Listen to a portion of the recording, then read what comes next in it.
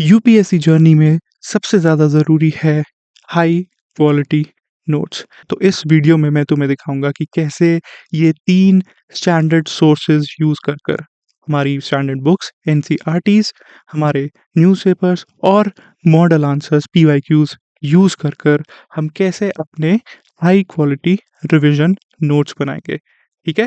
This will be for both prelims as well as for mains.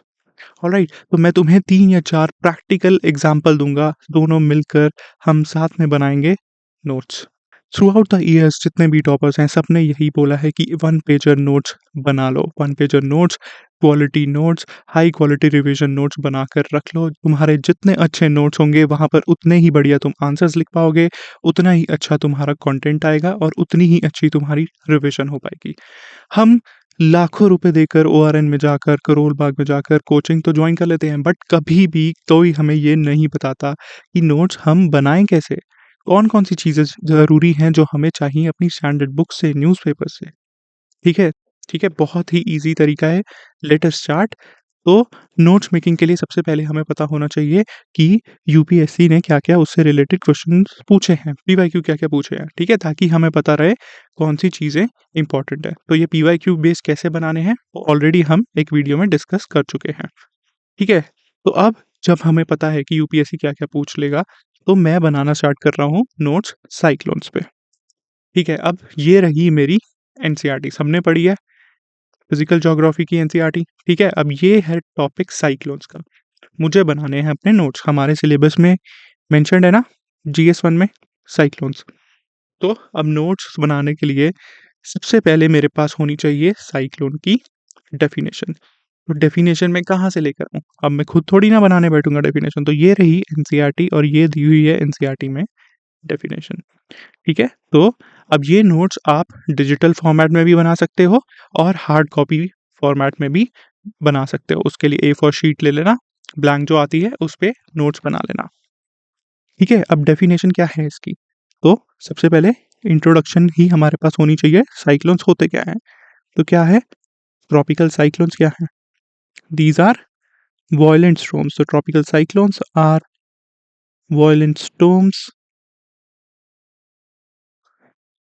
that originate over oceans in tropical areas and move over to coastal areas, bringing about large-scale destruction caused by violent winds, heavy rainfall and storm surges. तो ये मैं अपनी definition में लिखकर add कर दूंगा that they are violent storms, ठीक है, originate over oceans in tropical areas, के वही जो पूरी लाइन लिखी हुई है वो मैं यहाँ पर लिख लूँगा ऐसे। This will be my definition. सबसे पहली चीज़ आ जाएगी मेरे नोट्स में ये डेफिनेशन, ठीक है? फिर इसके बाद क्या-क्या बोला है उसने? They are known as cyclones, hurricanes, typhoons, willy willies. अब ये चीज़ इम्पोर्टेंट है हमारी for the perspective of prelims. वो पूछ सकता है कि अटलांटिक में यूजुअली उनको क्या बोलते हैं? या वेस्टर्न पैसिफिक एक्सेट्रा में क्या बोलते हैं? ऑलराइट। फिर उसके बाद आया है द कंडीशंस फेवरेबल। ये बहुत इंपॉर्टेंट चीज़, ठीक है? तो डेफिनेशन आ गई मेरे नोट्स में। अब उसके बाद मेरे नोट्स में आना चाहिए कंडीशंस, कौन-सी उनकी कंडीशंस हैं जिससे वो साइक्लोन्स बनते हैं। ऑलराइट, तो क्या कंडीशंस हैं फेवरेबल फॉर द फॉर्मेशन?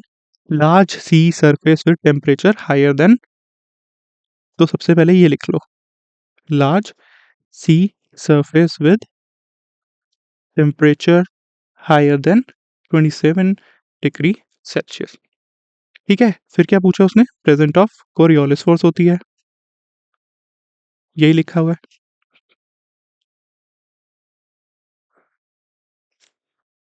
ठीक है? फिर उसके बाद अगली चीज़ क्या है? वेरिएशंस इन वर्टिकल स्पीड,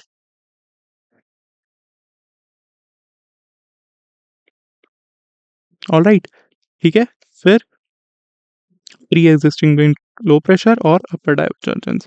तो pre existing weak low pressure और लास्ट क्या है? Upper divergence. अभी मैं ऐसे ही शॉर्ट में लिखकर दिखा रहा हूँ कि कैसे वहाँ पर बनाने हैं, ठीक है? अब ये तो यहाँ पर तुम पूरा अपना ये एग्जैक्ट कीवर्ड्स लिख लेना, ठीक है? तो ये हमारी आ जाएगी सबसे पहले उसमें डेफ़िनेशन, फिर आ जाएगा हमारा उसके क्या कंडीशंस हैं और उसके बाद क्योंकि मेंस के लिए बहुत-बहुत ज़रूरी होते हैं वहाँ पे इनके डायग्राम बनाना, तो हम ये वाला डायग्राम भी अपने नोट्स में ऐड ऑन कर लेंगे। यहाँ एक बॉक्स बना लेना, ठीक है? बॉक्स के अंदर ही ये डायग्राम बना लेना और उसको लेबल कर लेना कि ये हमारे आई बैंड्स हैं, रेन बैंड्स है, ये आई ऑफ द साइक्लोन है, ठीक है? कैसे बनती है, क्या होता है? फिर यहाँ से हमने सबसाइडिंग वार्म एयर दिखा दी। ऑलराइट, इधर हमने रेन बैंड्स बनाकर दिखा दिए। ऐसे फिगर हम ऐड करके अपने नोट्स में ऐड ऑन करेंगे। ठीक है? तो ये आ जाएगा हमारा डायग्राम। अब उसके बाद हमारे नोट्स के लिए क्या-क्या चीज़ें रिलेवेंट है, हमें ये सब पता होना चाहिए। जो हमारी बेसिक अंडरस्टैंडिंग है, कैसे साइक्लोन बनता है, कैसे उसका लैंडफॉल होता है, कैसे वो खत्म होता है। ठीक है? तो ये बेसिक अंडरस्टैंडिंग है। तो हम एक फॉर्मेशन और कैसे वो खत्म होता है, उस पर 2-3 लाइन लिखकर रख लेंगे।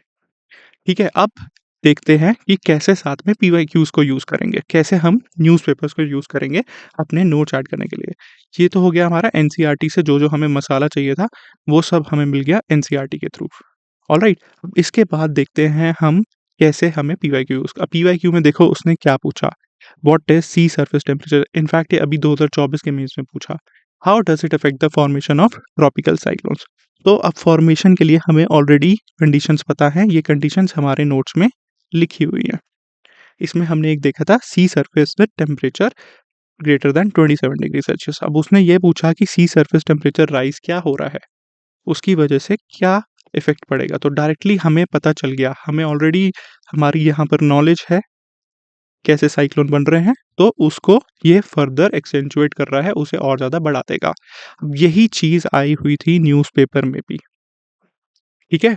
ये आर्टिकल आया हुआ था इंडियन एक्सप्रेस के एक्सप्लेन्ड में कि जब हमारा वार्मिंग हो रही है, क्लाइमेट चेंज हो रहा है, ग्लोबल सी सरफेस टेम्परेचर पे क्या इम्पैक्ट पड़ रहा है? देख लो, मार्च 2024 में ये आर्टिकल आया हुआ है न्यूज़पेपर में। डायरेक्ट क्वेश्चन बन गया। अब उसके साथ बहुत सारे फैक्टर्स होंगे, बहुत सारे इफ़ेक्ट होंगे जो पर यूपीएससी ने particularly with respect to cyclones पूछा कि क्यों मोर इंटेंस होते जा रहे हैं, बढ़ते जा रहे हैं। ठीक है? तो क्या हो रहा है, वो फ्रीक्वेंट भी हो रहे हैं। पहले 2 आते थे, अब 4 आ रहे हैं, 6 आ रहे हैं और बहुत ज़्यादा इंटेंस भी होते जा रहे हैं। उनकी वेलोसिटी बढ़ती जा रही है। पहले 2 दिन, 3 दिन चलते थे, अब 5 दिन, 6 दिन चल रहे हैं। ठीक है? अब वो देखो, न्यूज़पेपर में क्या लिखा हुआ था ये? Warmer temperatures lead to higher rate of evaporation.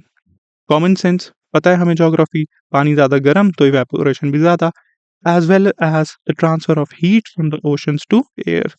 That's why जब स्टॉर्म ट्रैवल करेगा, they gather more water vapour and heat. तो ये क्या करता है, ये साइक्लोन के लिए ये क्या करता है, मॉइस्चर फ्यूल का काम करता है। तो जितना ज़्यादा गर्म पानी, उतनी ज़्यादा इवेपोरेशन और उतना ज़्यादा फ्यूल मिलता जाएगा साइक्लिंग को। ठीक है? तो जैसे वो ट्रैवल करेंगे, दे gather more and more water vapour and heat. This results in more powerful winds, और ज़्यादा पावरफुल विंड्स आएँगी, हेवियर रेनफॉल क्योंकि इतना ज़्यादा मॉइस्चर है उसके पास, और जितना ज़्यादा मॉइस्चर उतनी ही ज़्यादा फिर हेवी रेनफॉल और उतनी ही ज़्यादा फ्लडिंग जब वो लैंड पर पहुँचेगा। ठीक है? तो ये चीज़ डायरेक्टली इंडियन एक्सप्रेस में दी हुई है न्यूज़पेपर में। अब यही तो उसने पूछा कि जब सी सरफेस टेम्परेचर बढ़ेगा, तो फॉर्मेशन ऑफ साइक्लोन्स पर क्या इफ़ेक्ट पड़ेगा? तो यही तो इफ़ेक्ट पड़ रहा है। और ज़्यादा वो इंटेंस होते जाएँगे, और ज़्यादा वो पावरफुल हो जाएँगे, एक्सट्रीम रेनफॉल लेकर आएँगे और हमारी ज़्यादा फ्लडिंग होगी।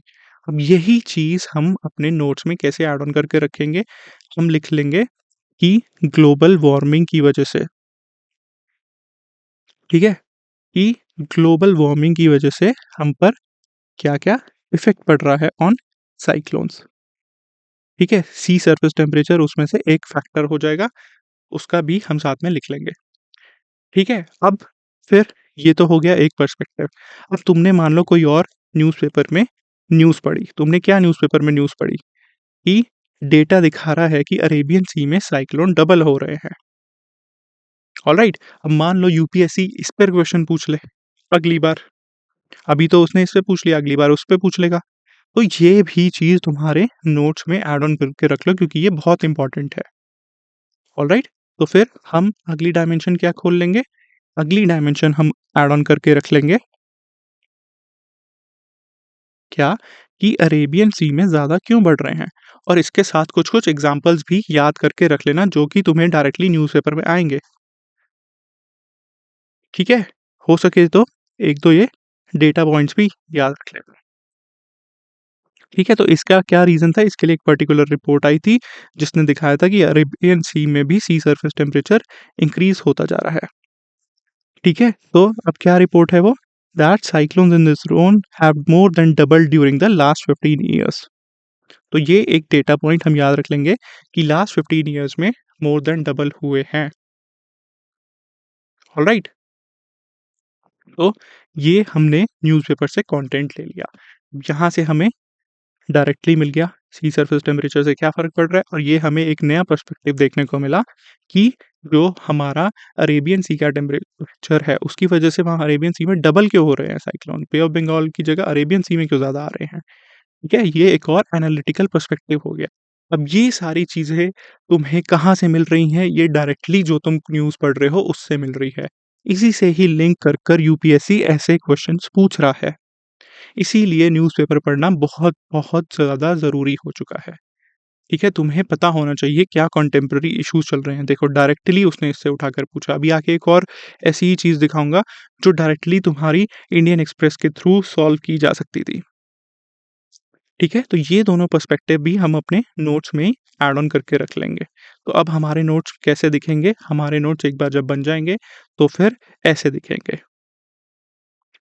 ठीक है, सबसे पहले क्या था, हमारी डेफिनेशन आ गई थी, वही सेम जो एनसीईआरटी में दी हुई थी हमारी डेफिनेशन आ गई, that these are violent storms जो ओरिजिनेट होते हैं oceans in tropical areas and move towards coastal areas bringing heavy rainfall, wind storm surges causing large scale destructions, फिर उसके जो जो नाम थे। ठीक है, फिर हमारा सेकंड पर्सपेक्टिव क्या आया था, कंडीशंस, ये लिखी थी मैंने फिर कंडीशंस। ठीक है, अब हमने क्या पढ़ा कि अरेबियन सी में क्यों इंक्रीज हो रहे हैं, तो ये देखो, ये रहा उसका रीज़न, ये रहे उसके पॉइंट्स। यहाँ मैंने डेटा भी डाल दिया, यहाँ मैंने रिपोर्ट भी डाल दी, आईपीसीसी भी लिख सकते हैं इसमें, आईआईटीएम की स्टडी भी लिख सकते हैं इसमें। ठीक है, मोर देन डबल्ड इन 15 ईयर्स, ये अलग पुराना डेटा था, अब हम लिख सकते हैं मोर देन डबल्ड इन 15 ईयर्स। ठीक है, तो अब उसका सी सर्विस टेम्परेचर बढ़ रहा है, वार्मर पूल है, इंक्रीज इन मॉइस्चर अवेलेबिलिटी है, और मैंने यहाँ पर्टिकुलर एग्जांपल्स भी डाल कर रख लिए जो जो साइक्लोन्स के हैं। ठीक है, अब इसके बाद ये रहा हमारा diagram, you have already seen it, कैसे कहाँ-कहाँ साइक्लोन होता है, उसकी आई क्या होती है, आई वॉल क्या होती है, रेन बैंड्स क्या होता है, ये भी हम नोट्स में ऐड ऑन करके रख लेंगे। ठीक है, अब प्लेन स्पेसिफिक एक स्पेसिफिक चीज़ होती है जो वो मेंस में भी पूछ सकता है कि इक्वेटर पर क्यों नहीं आते साइक्लोन्स, क्योंकि कोरियोलिस फोर्स 0 हो जाती है। ठीक है, फिर क्या चीज़ होती है कि ट्रॉपिकल साइक्लोन्स और एक्स्ट्रा ट्रॉपिकल या टेम्परेट साइक्लोन्स में क्या फ़र्क होता है। ठीक है? तो वो एक बेसिक पर्सपेक्टिव है रिलेवेंट फॉर प्रीलिम्स। तो ये सारी चीज़ें आ गई। अब उसके बाद क्योंकि मैंने पीवाईक्यूज़ देखे हैं, मैंने डिज़ास्टर मैनेजमेंट के क्वेश्चंस भी देखे हैं, मुझे पता है, मुझे और क्या पता होना चाहिए, वल्नरेबिलिटी, कि हमारी कितनी परसेंट एरिया वल्नरेबल है साइक्लोन से। ऑलराइट? हमारी जो 3/4 कोस्ट लाइन है that is vulnerable to cyclones and tsunamis. और ये वल्नरेबिलिटी क्यों बढ़ रही है? इसका रीज़न दिया था आईपीसीसी की रिपोर्ट ने, क्योंकि sea surface temperature of Indian Ocean region बढ़ता जा रहा है। ठीक है? अब यही क्वेश्चन उसने पूछा था ना, सी सरफेस टेम्परेचर राइज़ क्या है? तो यहाँ पर हमें आईपीसीसी की रिपोर्ट ज़रूर कोट करनी चाहिए थी, जो ये हमें पर्टिकुलर पॉइंट डेटा भी दिखा देता कि देख लो ओशन वार्मिंग हो रही है, मोर देन 90% ऑफ हीट है, ठीक है?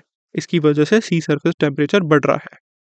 ऐसा ही अरेबियन सी में भी हो रहा है, इंडियन ओशन डायपोल भी पॉजिटिव है, एल नीनो का फैक्टर है, वही सारी चीज़ें हम बता देंगे। ऑलराइट, तो ये सारे हमारे कीवर्ड्स भी आ गए, जो ज्योग्राफी वाले हमारे कीवर्ड्स दिखने चाहिए, नोट्स में ही हमने ऐड ऑन करके रख लिए। वो कोई भी क्वेश्चन पूछे, मैं इसी नोट्स के बेसिस पर उसको वहाँ आंसर लिख कर दिखा दूँगा।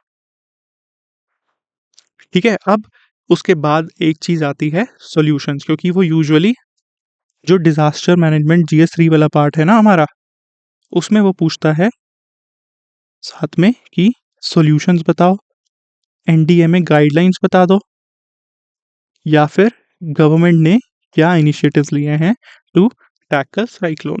एनसीआरएमपी क्या है?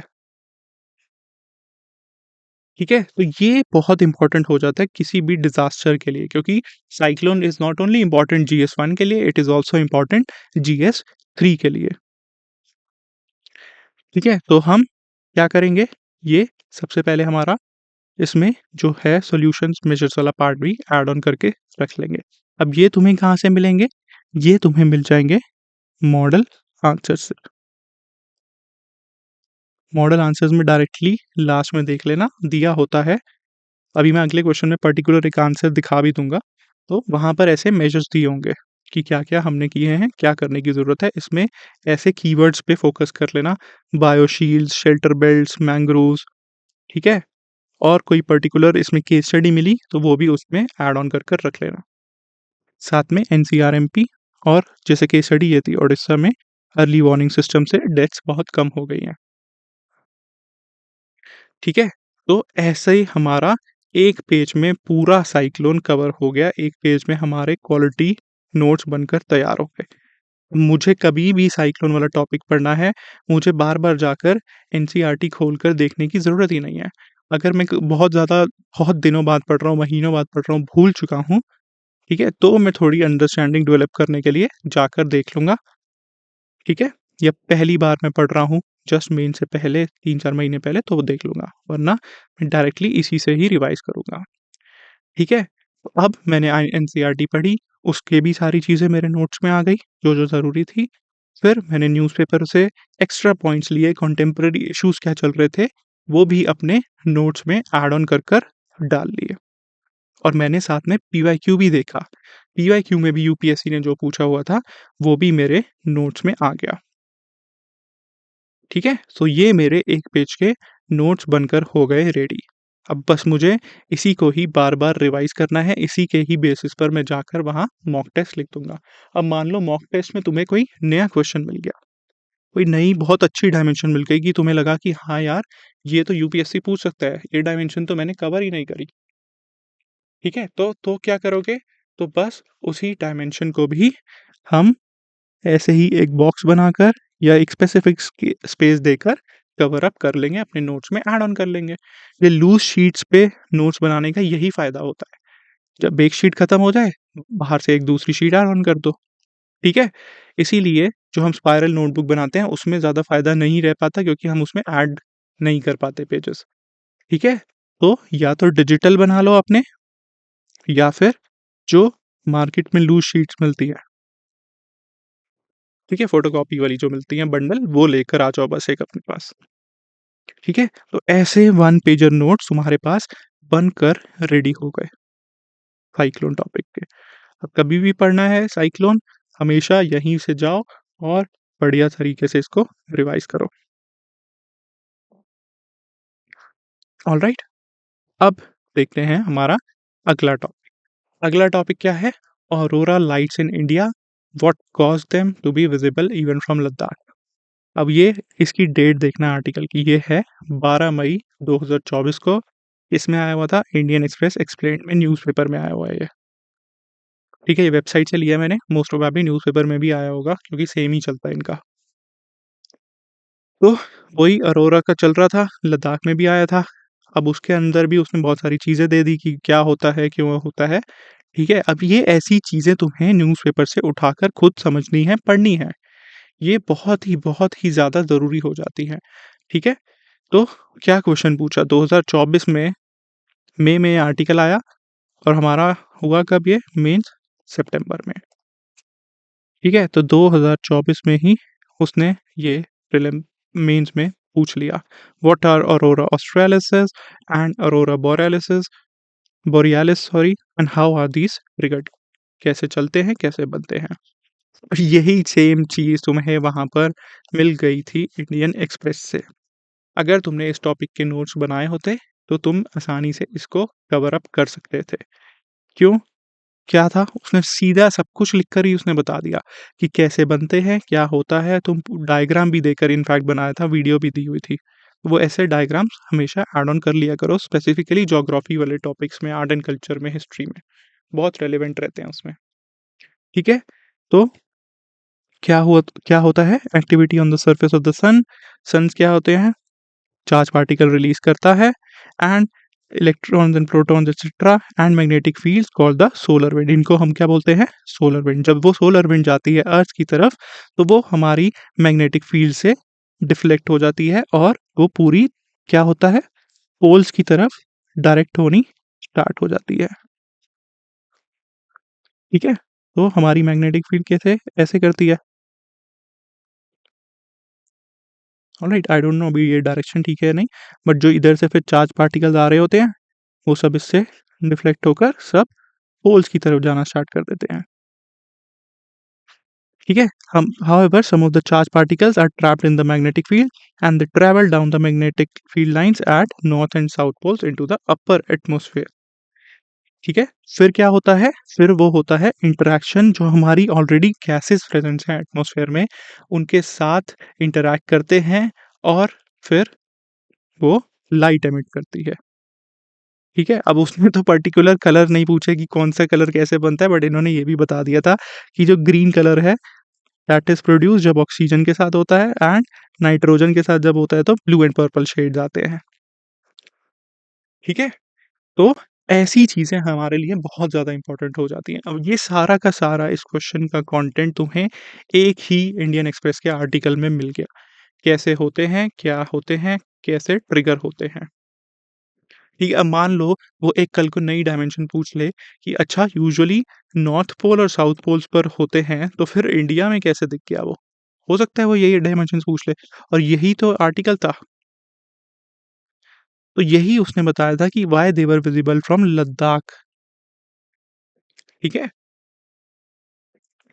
तो ऐसी चीज़ें हमारे लिए, एनालिटिकल चीज़ें बहुत ज़्यादा ज़रूरी होती हैं। अब ये तुम्हें कोई भी करंट अफेयर मैगज़ीन इतनी ज़्यादा नहीं बताएगी। इसीलिए इम्पोर्टेंट होता है न्यूज़पेपर्स फ़ॉलो करना।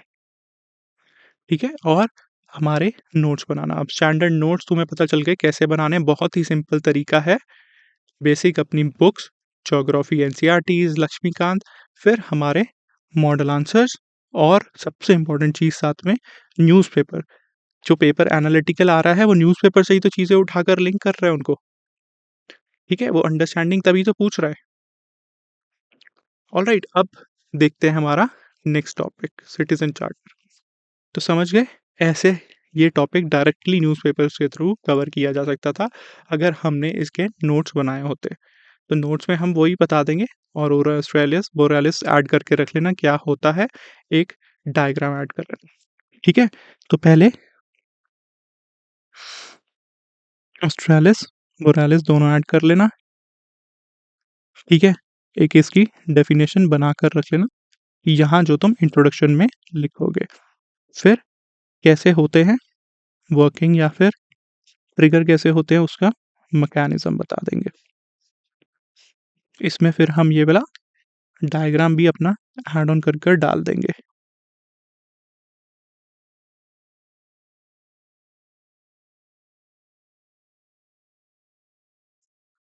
ठीक है? सो यहाँ पर ये आ गया मेरा डायग्राम। ठीक है? तो you can use digital, you can use physical, वही शीट्स ले लेना, उसी पर ही नोट्स बना लेना। तो ये मेरा आ जाएगा डायग्राम भी। अब मेरी इसमें नई डायमेंशन क्या खुली थी कि लद्दाख में क्यों हुआ, जब नॉर्थ पोल और साउथ पोल में होता है तो लद्दाख से कैसे दिख गया। तो यही मेरा एक पेज में पूरा नोट्स इसका कंप्लीट होकर रेडी हो जाएगा। समझ गए ना? ठीक है? अब नेक्स्ट टॉपिक, एक और टॉपिक देखते हैं। मान लो अब हमारा टॉपिक है सिटीजन चार्टर। सबने पढ़ा है सिटीजन चार्टर, गवर्नेंस में भी है और एथिक्स के लिए भी इम्पोर्टेंट है सिटीजन चार्टर। बहुत बार यूपीएससी पूछ भी चुका है, एंड अभी 2024 में उसने फिर से पीवाईक्यू में पूछा सिटीजन चार्टर। अब मेरे नोट्स में सिटीजन चार्टर के लिए क्या क्या होना चाहिए। ठीक है? तो क्या है सिटीज़न चार्टर? क्या क्वेश्चन पूछा पहले वो देखते हैं। तो citizen charter has been a landmark initiative in ensuring citizen centric administration, but it is yet to reach its full potential. Identify the factors hindering the realization of its promise और measures बताओ। कितनी simple चीज़ पूछी उसने कि कैसे वो citizen centric administration की तरफ लेकर जा रहा है, बट अभी तक पोटेंशियल रीच नहीं कर पाया। तो पहले उसको फैक्टर्स बता दो, क्यों नहीं हो पा रहा और मेजर्स बता दो। बहुत ही सिंपल चीज़ पूछी उसने, क्या इश्यूज़ हैं, क्या उसका सॉल्यूशन है सिटीज़न चार्टर के साथ, यही एसेंस हो गई। तो अब मेरे नोट्स में क्या-क्या होना चाहिए? सबसे पहले मेरे को सिटीज़न चार्टर की डेफ़िनेशन पता होनी चाहिए। ये रही सिटीज़न चार्टर की डेफ़िनेशन जो मैं आकर अपने नोट्स में ऐड ऑन करके रख लूँगा। That citizen charter is a document that outlines the commitment of a public body towards standards, quality, and time frame of service delivery, along with grievance redressal mechanism. It seeks to make an organization transparent, accountable, and citizen friendly. ठीक है? तो ये हो गई मेरी definition जो मैं रट लूँगा। सबसे पहली चीज़ मेरी यहीं से स्टार्ट होनी चाहिए। जो भी हमारे सिलेबस में कीवर्ड्स हैं, हमें सबकी डेफिनेशन पता होनी चाहिए, हमें पता होना चाहिए कि वो क्या है कीवर्ड, ऑलराइट? फिर आ गया हमारा सिग्निफिकेंस वाला पार्ट। हमने सारी सिग्निफिकेंस लिखकर दिखा दी कि उसका पर्पस क्या है, अकाउंटेबिलिटी बढ़ाता है, ट्रांसपेरेंसी, सिटीजन को एम्पावर करता है, एफिशिएंसी बढ़ाता है। ये सारे कुछ गवर्नेंस के बीच में कीवर्ड्स हैं। तो हमेशा ध्यान रखना हमारे नोट्स में वो सारे कीवर्ड्स दिखने चाहिए। जीएस2 के अलग कीवर्ड्स होंगे, जैसे ज्योग्राफी के अभी हमने देखा था अलग कीवर्ड्स थे, गवर्नेंस के अलग कीवर्ड्स होंगे और ऐसे ही जीएस3 एटसेट्रा सबके अलग-अलग कीवर्ड्स रहेंगे।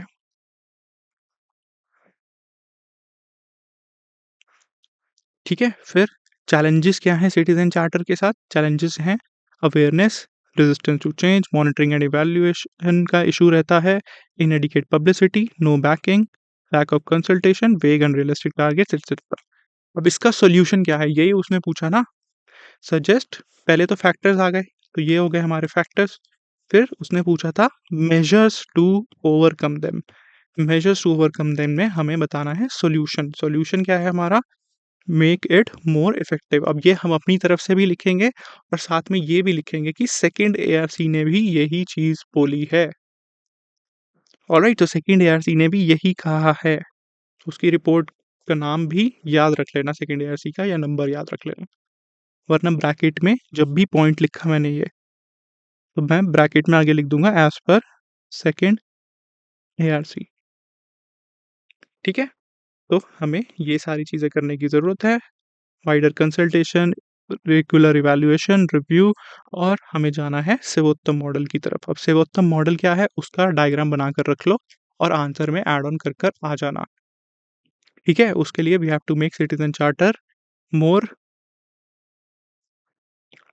डायनामिक, ठीक है? ताकि excellence in public service delivery हम रीच कर सकें और एक डेडिकेटेड ग्रीवियंस रिड्रेसल मैकेनिज़्म रहे।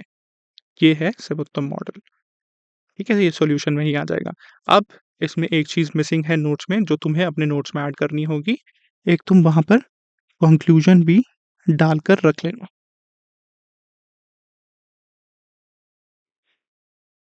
ठीक है? कंक्लूजन में क्या लिखेंगे हम? Citizen charter is not merely a choice along with other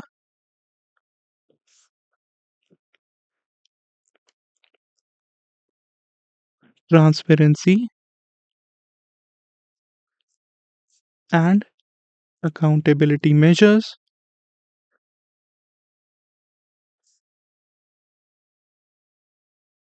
It is a democratic necessity.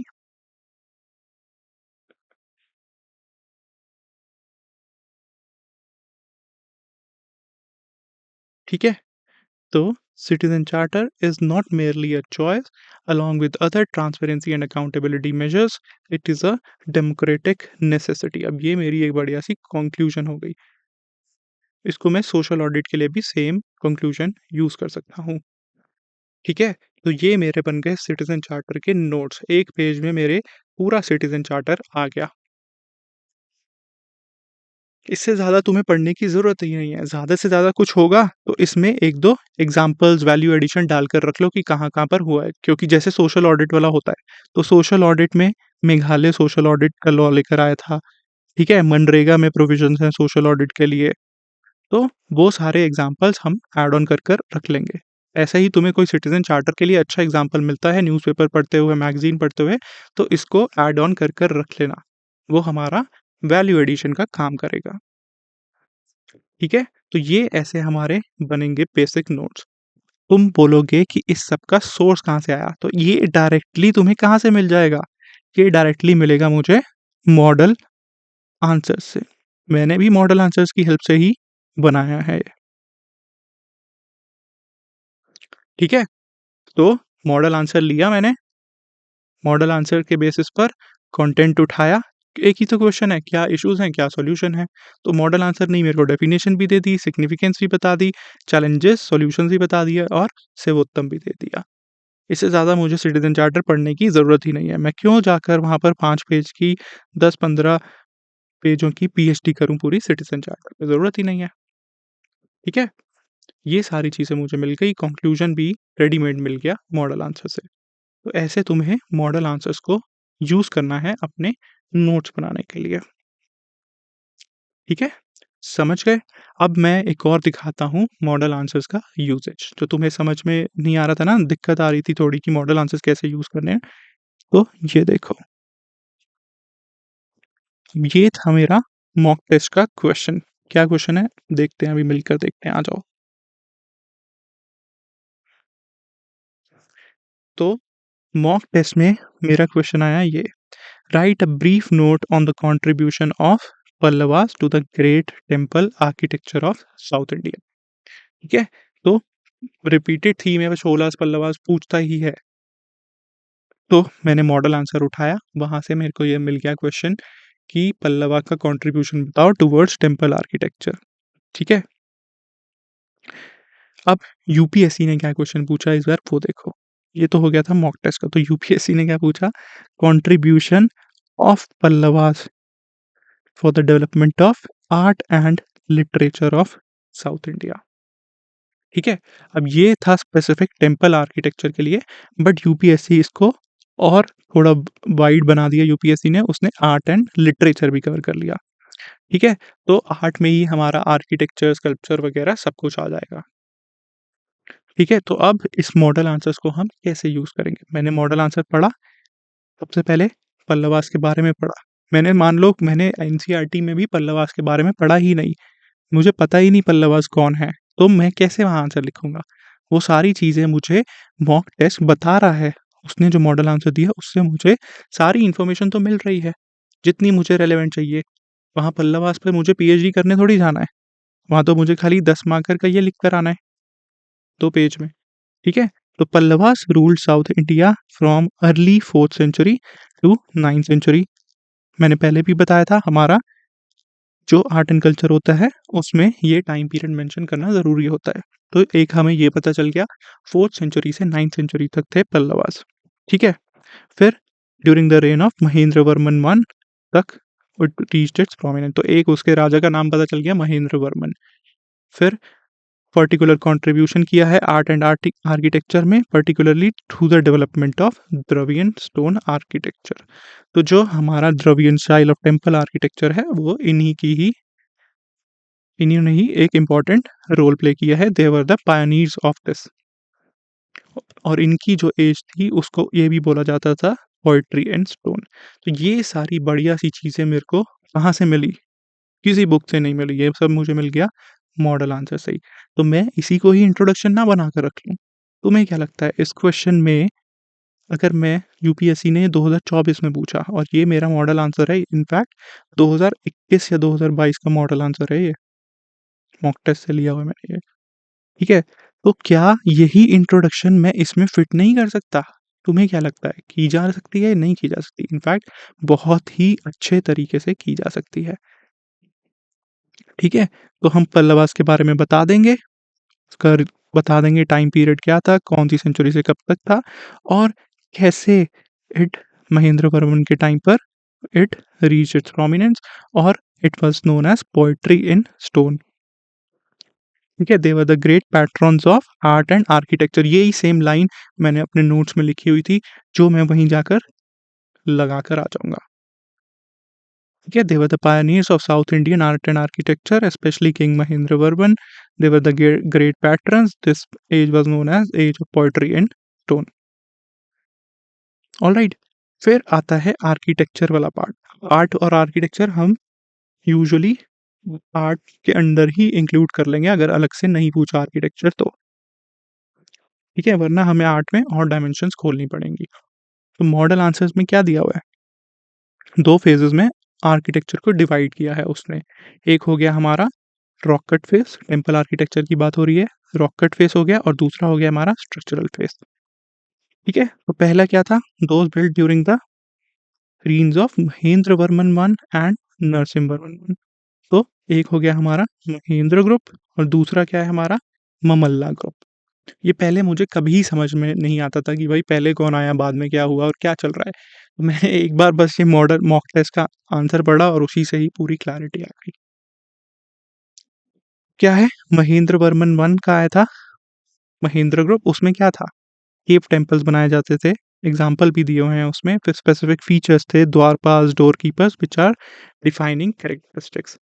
फिर आया नरसिम्हा वर्मन I के टाइम पे क्या? Mamalla group. Free standing structure, monolith shrines such as 5 Pandava rath, ये बहुत इंपॉर्टेंट एग्ज़ाम्पल्स हैं।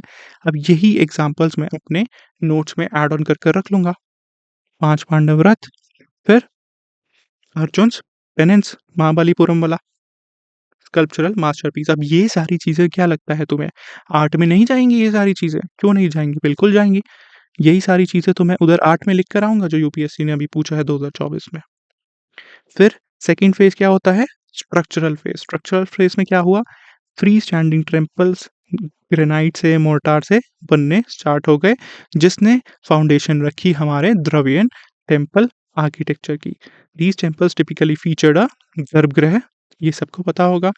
गर्भगृह होता है, उसमें शिखर होता है और होता है हमारा मंडप।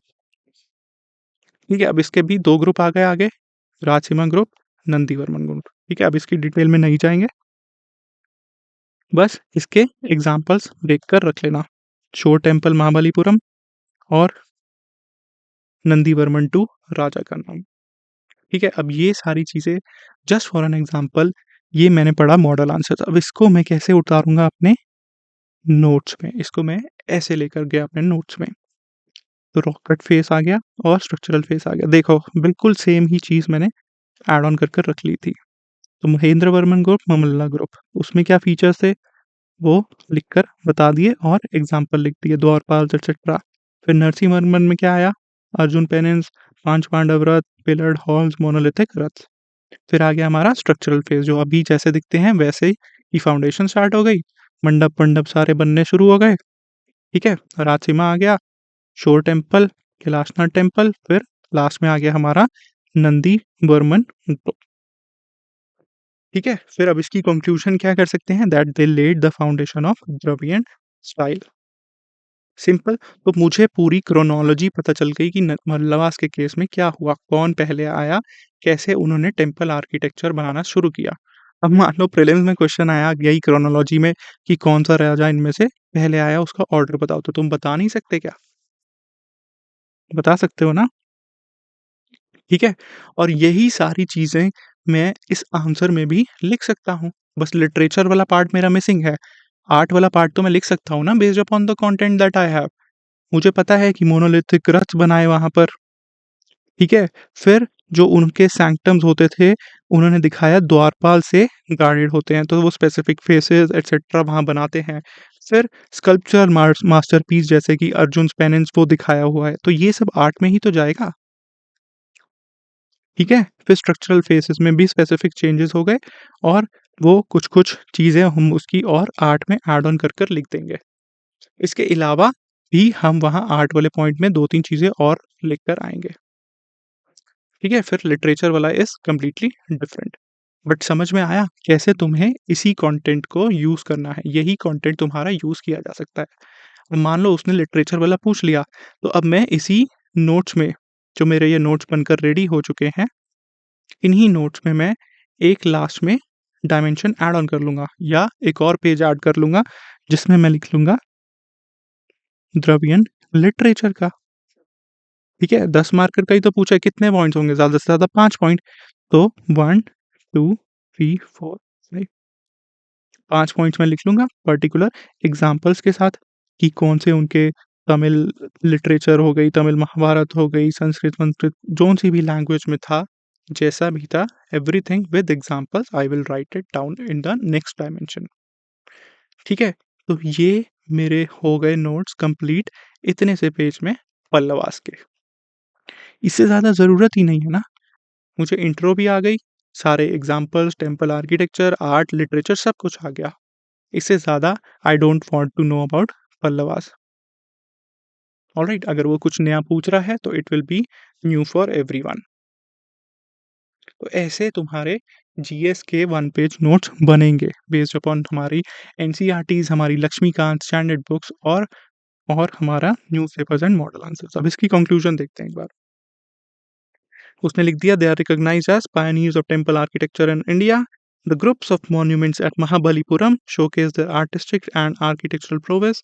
They have been recognized as UNESCO world heritage site. तो ये मैंने चीज़ बोली थी ना कि आर्ट एंड कल्चर वाले आंसर्स में try and link it with current conclusion में। तो ये हमने कंक्लूजन में लिंक कर दिखा दिया। यूनेस्को वर्ल्ड हेरिटेज साइट है, आज भी रिकॉग्नाइज है, इतना बड़ा उनका कंट्रीब्यूशन था और they laid the foundation for Dravidian style.